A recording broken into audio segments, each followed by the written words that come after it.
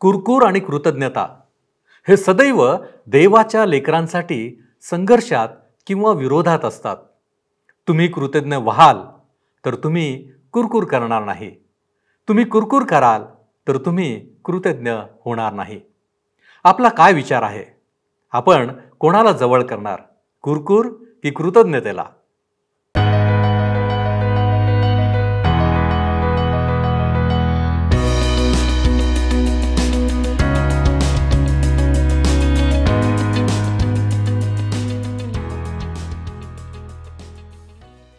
उपस्थित सर्व बंधू आणि भगिनींनो, उपासना कार्यक्रमामध्ये आपले हार्दिक स्वागत. प्रियांनो, मनुष्यामध्ये सद्गुण आणि दुर्गुण असतात. एखाद्या गुणाची उपयुक्तता आणि इतरांवर जसा परिणाम होतो त्याप्रमाणे त्या गुणाला सद्गुण किंवा दुर्गुण म्हटले जाते. बराच वेळा आमचे दुर्गुण सुप्तावस्थेत असतात, म्हणजेच ते लवकर दिसून येत नाहीत. परंतु एखाद्या प्रसंगात मात्र ते एकदम उफाळून येतात. अनेकांमध्ये कुरकुर करणे हा दुर्गुण असतो. इतरांविरुद्ध ते सतत काही ना काहीतरी कुरकुर करतच असतात. आजच्या अध्ययनात आपण याच दुर्गुणाविषयी पाहणार आहोत. इस्रायल लोक, मिरियाम, अहरोन आणि अगदी मोशे सुद्धा या दुर्गुणाचा एक बळी होता. कोणी कोणाविरुद्ध कुरकुर केली, का केली आणि त्याचा काय परिणाम झाला इत्यादी गोष्टी आपण आजच्या अध्ययनातून पाहणार आहोत. तर मग चला प्रियांनो, आपण आपल्या अध्ययनाची सुरुवात करूया. श्रोत्यांनो, आज आम्ही गणना या पुस्तकाच्या 11व्या अध्यायाच्या पुढच्या वचनांवर विचार करणार आहोत. मागच्या कार्यक्रमात 11 अध्याय 9व्या वचनापर्यंत आम्ही विचार केला होता. आज आम्ही 10 पासून पुढची वचने पाहणार आहोत. मागच्या कार्यक्रमात शेवटी मी मान्नाविषयी आपणाला सांगितले होते. मान्ना कशा प्रकारचा होता, त्याची चव कशी होती हे आम्ही पवित्र वचनातून वाचले होते. आता 10 पासून पुढची वचने आम्ही आज अभ्यासणार आहोत. श्रोत्यांनो, मन्ना अनेको प्रकारे पकविता येत असे. त्याला भाजून खात असत लोक, तळून खात असत किंवा दळून त्याची भाकरी सुद्धा बनवता येत असे. आता हे इस्रायली लोक किती विचित्र होते असं आम्ही म्हणू शकत नाही, कारण त्यांच्यातल्या बऱ्याच सवयी, बराचसा स्वभाव तुमच्या आणि माझ्यामध्ये आहे. आम्हाला त्यांच्याविषयी काय वाटते हे महत्त्वाचे नाही. आम्हाला दिसतं श्रोत्यांनो की हा जो मान्ना आहे हा ख्रिस्ताविषयी सांगतो. काय आपणाला ख्रिस्ताचा कंटाळा येतो? अनेक लोकांना मान्नाचा कंटाळा येतो. अनेकांना पवित्र शास्त्र बायबलच्या अध्ययनाचा कंटाळा येतो. देवाने दिलेल्या मान्नाने पोट भरण्यापेक्षा आम्ही दुसऱ्या उपायांनी आपले पोट भरण्याचा प्रयत्न करतो. आज आम्हातील अनेकांना आत्मिक भूक आणि तहान आहे. परंतु श्रोत्यांनो, ही तहान, ही भूक भागविण्याचा आम्ही जैविक रीतीने प्रयत्न करतो. अनेक उपाय आम्ही करीत आहोत, परंतु आम्हाला आढळतं की आमचे पोट, आमची ही भूक आणि तहान भागलेली नाही आणि आम्ही तशाच तहानेल्या अवस्थेत आहोत, भुकेल्या अवस्थेत आहोत. आता आम्हाला मोशेची तक्रार वाचायला मिळते. मोशे सुद्धा ह्या समुदायामुळे त्रासून जातो आणि खरोखर श्रोत्यांनो, ह्या वेळेला मला त्याच्याविषयी सहानुभूती वाटते. 10 ते 15 वचने सांगतात, सर्व कुटुंबातील लोक आपापल्या तंबूच्या दाराशी रडताना मोशेने ऐकले व त्यांच्यावर परमेश्वराचा कोप फार भडकला. मोशेलाही वाईट वाटले. मोशे परमेश्वराला म्हणाला, तू आपल्या दासाला दुःख का देत आहेस? तू ह्या सर्व लोकांचा भार माझ्यावर घालीत आहेस. ह्यावरून माझ्यावर तुझी कृपादृष्टी नाही असे दिसते. असे का? मी ह्या सर्व लोकांचे गर्भधारण केले आहे काय? ह्यांना मी प्रसवलं आहे काय? जो देश ह्यांच्या पूर्वजांना तू शपथपूर्वक देऊ केला आहे, त्या देशाकडे तान्ह्या बाळाला सांभाळून नेणाऱ्या पालक पित्याप्रमाणे मी ह्यांना आपल्या उराशी धरून घेऊन जावे असे तू मला कसे सांगतोस? ह्या सर्व लोकांना पुरवावयाला मी मांस कुठून आणू? कारण ते माझ्याकडे रडगाणे गात आहेत की आम्हाला खावयाला मांस दे. मला एकट्याला ह्या सर्व लोकांचा भार सहन होत नाही. ते मला फारच जड जात आहे. मला असेच तू वागवणार असल्यास तर माझ्यावर तुझी कृपादृष्टी असल्यास मला एकदाचा मारून टाक, म्हणजे माझी दुर्दशा मला पाहावी लागणार नाही. श्रोत्यांनो, मोशे ज्या प्रकारे तक्रार करीत आहे, जर आम्ही त्याच्या जागी असतो तर आम्ही सुद्धा अशीच तक्रार केली असती. त्याच्या बोलण्यावरून आम्हाला थोडा वेळ असं वाटतं की तो ह्या ठिकाणी कुरकुर करीत आहे. लक्षात ठेवा श्रोत्यांनो, की मोशे कोणत्याही प्रकारे परिपूर्ण नव्हता. तो एक साधारण मानव होता, ज्याला परमेश्वराने फार विलक्षण प्रकारे आपल्या उपयोगात आणले.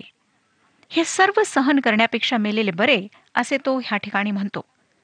अनेक देवाच्या सेवकांना मी लोकांच्या टीका आणि आरोपांमुळे सेवा सोडताना किंवा मानसिक त्रास, दुसऱ्या शारीरिक व्याधींमुळे त्रासातून जाताना मी पाहिले आहे. त्यांनी मोशेप्रमाणेच देवाजवळ तक्रार केली असणार की प्रभू, हे सर्व आमच्या सहनशक्तीबाहेर आहे. 16वं वचन पहा काय सांगतं. परमेश्वर मोशेला म्हणाला, तुझ्या माहितीतले इस्रायल लोकांचे जे वडील व अंमलदार आहेत, त्यांच्यातून 70 जण निवडून त्यांना दर्शन मंडपापाशी घेऊन ये व तेथे त्यांनी तुझ्याबरोबर उभे राहावे. अशा प्रकारे देवाजवळ तक्रार करून मोशेने चूक केली. मोशे म्हणाला की तोच ह्या सर्व लोकांचे ओझे वाहत आहे. खरे पाहता श्रोत्यांनो, तो ओझे वाहत नव्हता. देवाने त्याला तसे सांगितले नव्हते. परमेश्वर त्यांचे आणि मोशेचे सुद्धा ओझे वाहत होता. परंतु मोशे पूर्णपणे देवावर सर्व भार टाकीत नव्हता, ही त्याची चूक होती. आता परमेश्वर म्हणतो, मोशे, तुला मदत पाहिजे ना, मी ती तुला पुरवितो. परमेश्वर फार धीराने, कृपेने त्याला मदत पुरवित आहे. तो 70 वडील जनांची नेमणूक करतो. हे 70 वडील जण इस्रायलच्या इतिहासात पुढे सुद्धा कार्यरत दिसतात. प्रभू येशू ख्रिस्ताच्या काळात त्यांना सन्हेद्रीन असे संबोधण्यात येत असे. एका रात्री श्रोत्यांनो, ह्याच सन्हेद्रीनच्या लोकांनी एकत्रित येऊन येशूला मारण्याचा निर्णय घेतला. मला नाही वाटत की त्यावेळी ह्या संस्थेची गरज होती. आज आम्हाला सुद्धा असं वाटतं की अनेक कमिट्या, अनेक संस्था निर्माण केल्यास आणि वेगवेगळ्या पद्धतींचा अवलंब केला तर आमच्या समस्या दूर होतील, आमचे कार्य वाढेल. परंतु श्रोत्यांनो, ना तर समस्या दूर झालेल्या आहेत, ना तर होणार आहेत. आम्हाला अशा पद्धतींची गरज नाही, तर देवाच्या मार्गदर्शनाची गरज आहे. 17वं वचन सांगतं, मग मी उतरून तेथे तुझ्याशी बोलेन आणि तुझ्यावर असणाऱ्या आत्म्यातून काही घेऊन त्यांच्यावर ठेवीन, म्हणजे तुझ्याबरोबर तेही लोकांचा भार वाहतील. मग तुला एकट्यालाच तो वाहावा लागणार नाही. ह्या लोकांचे नेतृत्व करण्यास देवाने मोशेला पाचारण केले व देवच ते करण्याकरिता त्याला सामर्थ्य पुरविणार होता. परमेश्वर नेहमीच करतो श्रोत्यानो, तो आम्हाला नेहमीच सामर्थ्य पुरवतो. देव त्याच्या स्वकीयांना कधीच सोडत नाही आणि त्यांच्यावर अधिक ओझे तो टाकीत नाही. 18 ते 20 वचने, तू लोकांना सांग की उद्यासाठी तुम्ही आपणाला शुद्ध करून घ्या, म्हणजे तुम्हाला मांस खावयाला मिळेल. आम्हाला खावयाला मांस कोण देईल? आणि मिसर देशात आम्ही आपले बरे होतो, हे तुमचे रडगाणे परमेश्वराच्या कानी गेले आहे, म्हणून परमेश्वर तुम्हाला मांस देणार आहे आणि तुम्ही ते खाल. तुम्ही ते केवळ 1 दिवस, 2 दिवस, 5 दिवस, 10 दिवस, 20 दिवस खाल, एवढेच नव्हे, तर तुमच्या नाकातून निघेपर्यंत आणि तुम्हाला शिसारी येईपर्यंत तुम्ही ते महिनाभर खात राहाल. कारण तुमच्यामध्ये वसत असलेल्या परमेश्वराचा तुम्ही त्याग करून त्याच्यासमोर असे रडगाणे गायले की आम्ही मिसर देशातून निघालो तरी कशाला. या घटनेविषयी देवाचा आत्मा जे विधान करतो ते फार मनोवेदक आहे. स्तोत्रसंहिता 106 आणि 15व्या वचनात लिहिले आहे, तेव्हा त्याने त्यांच्या मागणीप्रमाणे त्यास दिले, पण त्यांचा जीव झुरणीस लावला. श्रोत्यांनो, देवाने ह्या लोकांची मागणी मान्य केली, परंतु त्यांचा जीव झुरणीस लावला. आम्हाला आमच्या ज्या मागण्या आहेत त्या आभार प्रदर्शनासह देवासमोर सादर करायच्या आहेत. फिलिप्पियरास पत्र 4 अध्याय आणि 6वं वचन ह्याविषयी आम्हाला सांगतं. आम्हाला माहीत आहे श्रोत्यानो, देवबाप आमच्या प्रार्थना ऐकून त्यांचे उत्तर देतो. अनेकदा तो आमच्या प्रार्थनेचे उत्तर नाही असे देतो. जे सर्वोत्तम उत्तर असेल ते आम्हाला स्वीकारायचं आहे. अनेकदा ज्या गोष्टी आमच्या भल्यासाठी नाहीत त्या आम्ही मागतो, आणि जर आम्ही तक्रार करू, सारखी भीक मागत राहू, तर परमेश्वर आमच्या प्रार्थनेचे उत्तर तर अवश्य देतो, परंतु आमचा जीव झुरणीस लागतो. एका मंडळीत एक व्यक्ती मंडळीतील कार्यामध्ये फार पुढे असे. त्या व्यक्तीने देवाच्या सेवकाला विनंती केली की तुम्ही प्रार्थना करा की माझा व्यवसाय वाढावा, मला खूप मिळकत व्हावी. देवाच्या सेवकाने आणि त्या व्यक्तीने स्वतः प्रार्थना केली आणि काही दिवसातच त्या व्यक्तीच्या व्यवसायाची भरभराट होऊन त्याला खूप मिळकत होऊ लागली.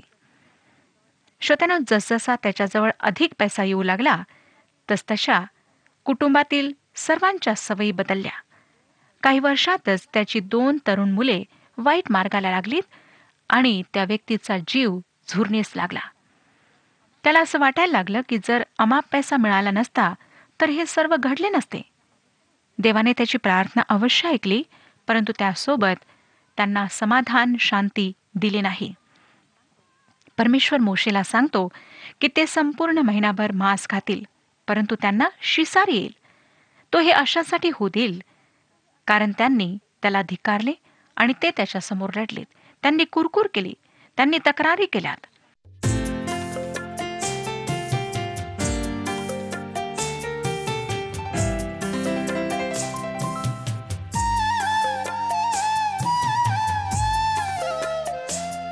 तू साज माझ्या जीवाचा आहेस गीत मनाचा. तू साज माझ्या जीवाचा आहेस गीत मनाचा. मी रचना तुझीच प्रभुजी, मी रचना तुझीच प्रभुजी. हे विभाव आता तयाशी, तू साज माझ्या जीवाचा आहेस गीत मनाचा.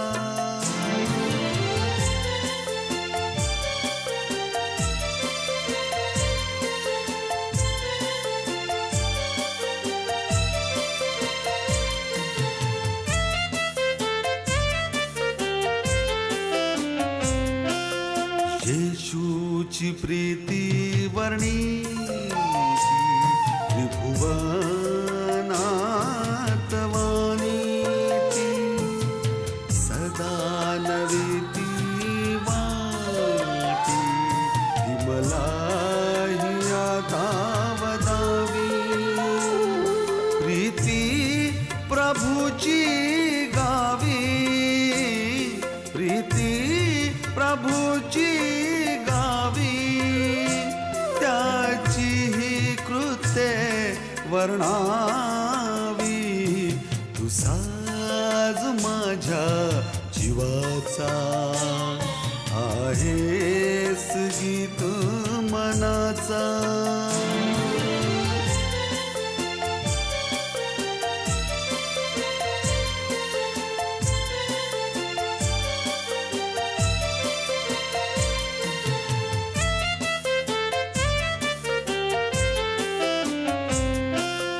जगिया दुःखे घेरी, विश्वास भावे हारी.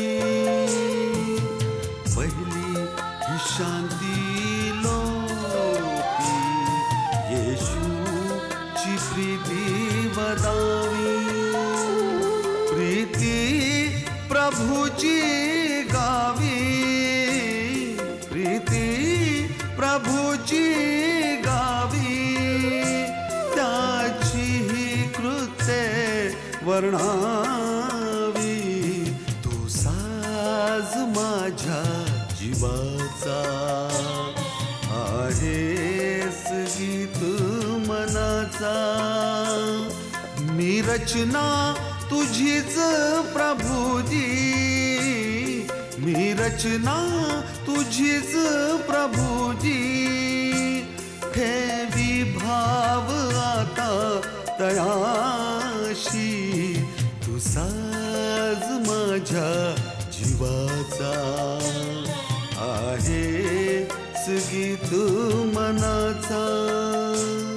तू साज माझ्या जीवाचा आहेस गीत मनाचा. आहेस गीत मनाचा. आहेस गीत मनाचा. 21 आणि 22 वचने पुढे सांगतात, मग मोशे म्हणाला, ज्या लोकांमध्ये मी आहे त्यांचे पायदळच 6 लाख आहे आणि तू म्हणतोस की ते महिनाभर खात राहतील. एवढे मांस मी त्यांना देईन. त्यांना पुरे पडावे म्हणून गुरेढोरे व शेरडे मेंढरे कापावीत काय? अथवा त्यांना पुरे पडावे म्हणून समुद्रातील सर्व मासे त्यांच्यासाठी गोळा करून आणावे काय? मोशे देवाला विचारतो की तो हे कसे करील. 23 वचन सांगतं, परमेश्वर मोशेला म्हणाला, परमेश्वराचा हात काय तोकडा पडला आहे? माझे म्हणणे तुझ्या प्रत्ययास येते की नाही हे तू आता पाहशील. परमेश्वर उत्तर देतो की तो हे करेल. 24 आणि 25 वचने सांगतात, मोशेने बाहेर जाऊन लोकांना परमेश्वराचे म्हणणे कळविले. मग त्याने लोकातल्या वडिलांपैकी 70 जण जमवून त्यांना तंबूभोवती उभे केले. त्यानंतर परमेश्वर मेघात उतरून मोशेशी बोलला आणि त्याच्यावर असणाऱ्या आत्म्यातून काही घेऊन त्याने त्या 70 वडिलांवर ठेविला. तेव्हा त्यांच्यावर आत्मा येताच ते संदेश सांगू लागले, पण त्यानंतर मात्र त्यांनी पुन्हा संदेश सांगितला नाही. लक्षात घ्या की जितके सामर्थ्य प्रथम होते तितके आता मोशेमध्ये नाही.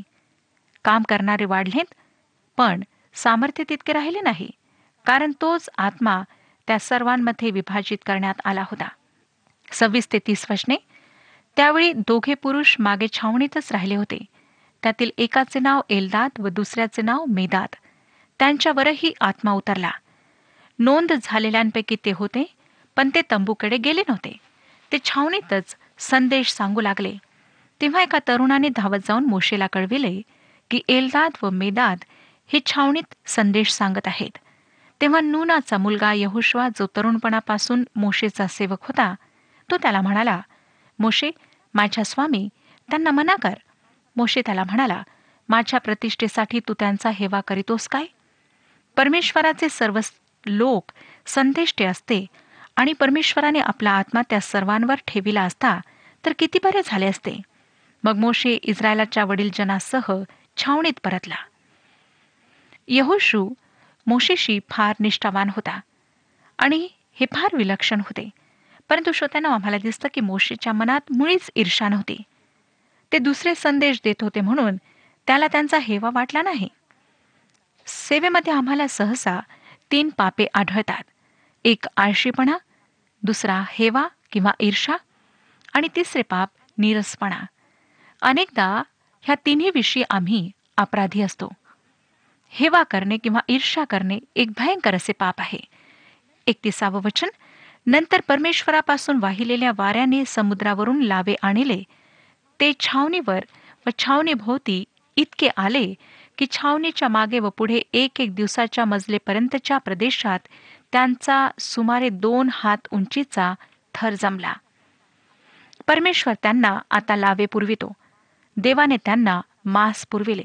32 वचन, लोकांनी उठून तो सगळा दिवस, सगळी रात्र, दुसराही सगळा दिवस ते लावे गोळा केले. ज्याने सर्वात कमी गोळा केले त्याचे 10 होमर भरले आणि त्यांनी ते स्वतःसाठी छावणीच्या 4 बाजूस पसरून ठेविले. ह्या ठिकाणी श्रोत्यांनो, त्यांच्या अति खादाडपणाचे चांगलेच प्रदर्शन त्यांनी केले. 33 ते 35 वचने, ते मांस त्यांच्या तोंडात पडते न पडते तोच परमेश्वराचा क्रोध त्यांच्यावर भडकला व त्याने भयंकर पटकीने त्यांचा संहार केला. त्या स्थलाचे नाव किब्रोत हत्तव्वा असे पडले, कारण ज्या लोकांनी सोस घेतला त्यांची प्रेते त्या ठिकाणी पुरण्यात आली होती. किब्रोत हत्तव्वा येथून कूच करून ते हसेरोत येथे पोहोचले आणि हसेरोत येथे ते राहिले. परमेश्वर ह्या सर्वांचा न्याय करतो आणि अद्यापही आम्हाला दिसतं श्रोत्यानो की परमेश्वर न्यायी आहे. पॉल करिंथकरास पहिले पत्र 11 अध्याय 31 आणि 32 वचनांमध्ये लिहितो, आपण आपला न्यायनिवाडा केला असता तर आपल्यावर दंड ओढवला नसता. ज्या अर्थी आपल्यावर दंड ओढवला आहे त्या अर्थी आपल्याला प्रभूकडून शिक्षा होत आहे, अशा हेतूने की जगाच्या बरोबर आपल्याला दंडाज्ञा होऊ नये. आता आपण 12व्या अध्यायाकडे वळत आहोत.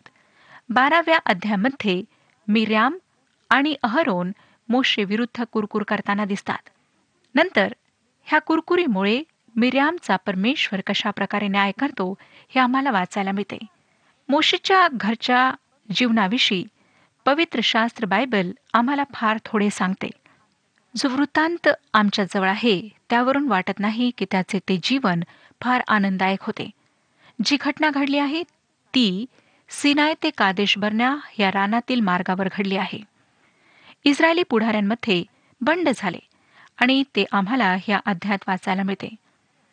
मिर्याम व अहरोन ह्यांच्यामध्ये आता हेवा दिसतो. पहिलं वचन आम्हाला सांगतं की मोशेने कुशी लोकातली एक स्त्री बायको केल्यामुळे मिर्याम व अहरोन त्याच्या विरुद्ध बोलू लागले. ते म्हणाले त्याने कुशी लोकातली स्त्री बायको करून घेतली आहे. कदाचित ही मोशेची दुसरी पत्नी असावी. मिर्यामने मोशेच्या अधिकाराचा विरोध करण्याकरिता ह्या विवाहाचा फायदा घेतला. दुसरं वचन सांगतं ते म्हणाले परमेश्वर केवळ मोशेशीच बोलला आहे काय?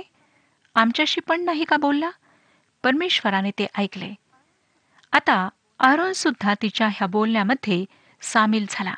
तिसरं वचन, मोशे हा पुरुष तर भूतलावरील सर्व मनुष्यांपेक्षा नम्र होता. मोशे आणि प्रभू येशू हे दोघेही नम्र होते. लक्षात ठेवा श्रोत्यानो की नम्रता अशक्तपणा किंवा बुजदिलपणा नाही, परंतु परमेश्वराप्रती आज्ञाधारकपणा आणि परमेश्वराची इच्छा पूर्ण करणे हे होय. चौथं वचन, मोशे अहरोन व मिर्याम ह्यांना परमेश्वर अचानक म्हणाला, तुम्ही तिघे दर्शन मंडपाकडे या. तेव्हा ते तिघे तिकडे गेले. आता ही एक कौटुंबिक समस्या आहे. पूर्ण छावणीमधली समस्या नाही, परंतु एका कुटुंबातली आहे. 6 ते 9 वचने श्रोत्यानो आपण वाचावी अशी मी आपणाला विनंती करते. परमेश्वर म्हणतो की संदेशांची निवड करणारा तो आहे. तो म्हणतो की मोशे इतरांपेक्षा श्रेष्ठ आहे. सर्वांमध्ये तो विश्वास योग्य आहे. इतर संदेष्टांपेक्षा तो मोशेशी वेगळ्या प्रकारे वर्तणूक करतो. त्याने मोशेशी सरळ संभाषण केले. जुन्या कराराच्या अध्यायात आम्हाला दिसतं की हे खरे आहे. मोशेशी परमेश्वराने फार चांगल्या प्रकारे व्यवहार केला आणि तसा व्यवहार दुसऱ्या कोणासोबत केलेला आम्हाला आढळत नाही. परमेश्वराने अब्रामाला स्वप्नात दर्शन दिले, योसेफाला त्याने स्वप्नात दर्शन दिले, परंतु मोशेशी मात्र परमेश्वराने समोरासमोर बोलणे केले. मोशे इतरांपेक्षा परमेश्वराकरिता वेगळा होता. नंतर आम्हाला दिसतं परमेश्वर म्हणतो, अनुवादाचे पुस्तक 18 अध्याय आणि 18 वचन, मी त्यांच्यासाठी त्यांच्या भाऊबंदातून तुझ्यासारखा एक संदेष्टा उभा करेन. त्याच्या मुखात मी आपले वचने घालीन आणि ह्यांना ज्या आज्ञा मी देईन त्या सगळ्या तो त्यांना निवेदन करेल. जो मोशेप्रमाणे संदेष्टा होणार होता तो प्रभू येशू ख्रिस्त होता. आता श्रोत्यांनो पुढच्या वचनांमध्ये आम्हाला मिर्यामचा न्याय वाचायला मिळतो. 10व्या वचनात, तंबूवरून मेघ निघून गेला, तो इकडे मिर्याम कोडाने बर्फासारखी पांढरी झाली. अहरोनाने मिर्यामेकडे फिरून पाहिले, तो ती कोडी बनली आहे असे त्याला दिसले.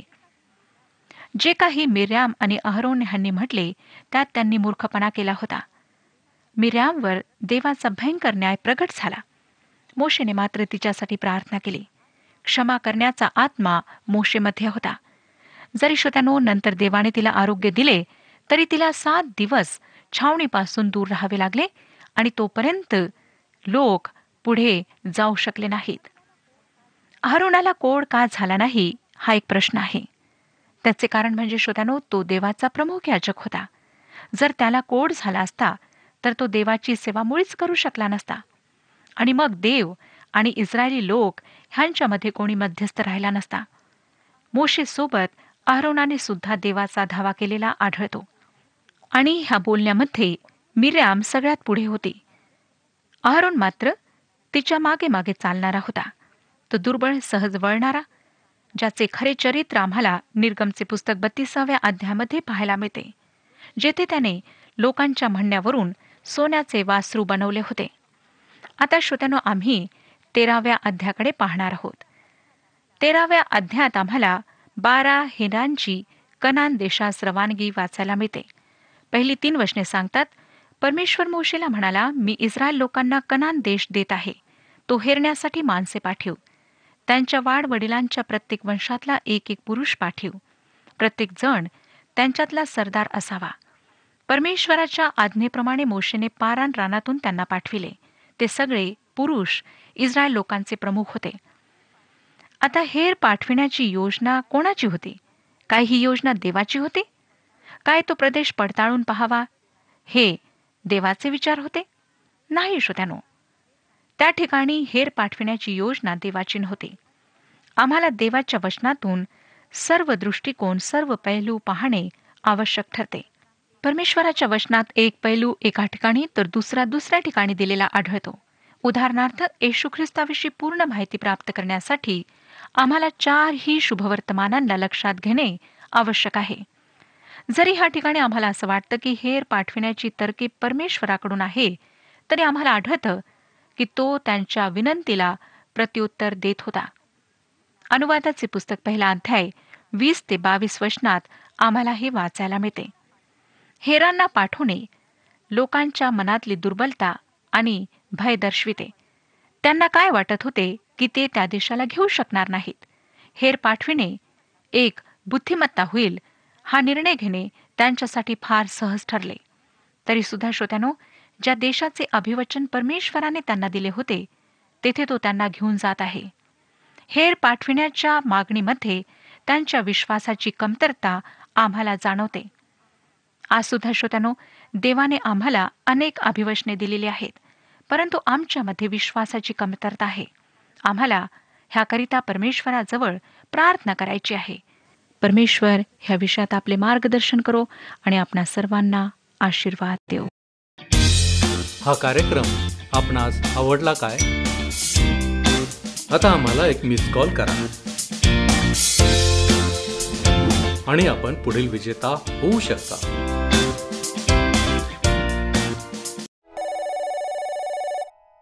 प्रियानो, आपण पाहिले की कुरकुर हा दुर्गुण अतिशय घातक आहे. कुरकुर करण्याने आमच्यावर देवाचा न्याय येतो. आम्ही देवाला संतप्त आणि क्रोधित करतो. काय आमच्या जीवनामध्ये कुरकुर नावाचा दुर्गुण आहे, पाप आहे? असेल तर आम्हाला आजचे अध्ययन मार्गदर्शन करते की आमच्यामधील या दुर्गुणाला आम्ही वेळीच ठेचले पाहिजे. ही कुरकुर आम्ही तातडीने सोडून देऊन त्या ठिकाणी कृतज्ञता किंवा आभारीपण जे माणसांप्रती असेल आणि देवाप्रतीही असेल. काय आज आपण निर्णय घेणार आहोत? देव आपणास सहाय्य करो. आपण प्रार्थना करू. प्रभूजी, आम्ही तुझ्या चरणापाशी आलेलो आहोत. आज तू आम्हाला दाखवून दिलेला आहेस की आमच्यामध्ये कुरकुर करणे हा जर दुर्गुण असेल तर त्याचा परिणाम आमच्यावरती आणि इतरांवरती देखील कसा होतो. आणि विशेष करून प्रभूजी, जेव्हा आम्ही तुझ्या विरुद्ध कुरकुर करतो, प्रभूजी, आम्ही तुला संतप्त करतो, क्रोधित करतो. होय परमेश्वरा, आणि म्हणूनच आमच्यामध्ये जर हा दुर्गुण असेल तर आमची विनंती आहे परमेश्वरा, हा दुर्गुण आमच्यामधून पूर्णपणे काढून टाक आणि आमचं जीवन हे केवळ तुला गौरव देण्यासाठी असावं म्हणून तू आम्हाला सहाय्य कर. प्रभू, आम्हाला ठाऊक आहे आमच्यासाठी ही गोष्ट कठीण आहे, कारण आमचा मानवी स्वभावच असा आहे की आम्ही कुरकुर करत राहतो. परंतु बापा, ज्यावेळेस तू आमच्याबरोबर आहेस, निश्चितपणे आमचं जीवन अधिक आशीर्वादित होणार आहे. आणि म्हणूनच आम्ही तुझ्यावरती विसंबून राहण्याचा प्रयत्न करतो. तू आम्हाला सहाय्य कर. येशू ख्रिस्त महान याच्याद्वारे ही प्रार्थना करतो म्हणून तू ऐक. आमेन. आपला प्रभू येशू ख्रिस्त याची कृपा तुमच्या आत्म्याबरोबर असो.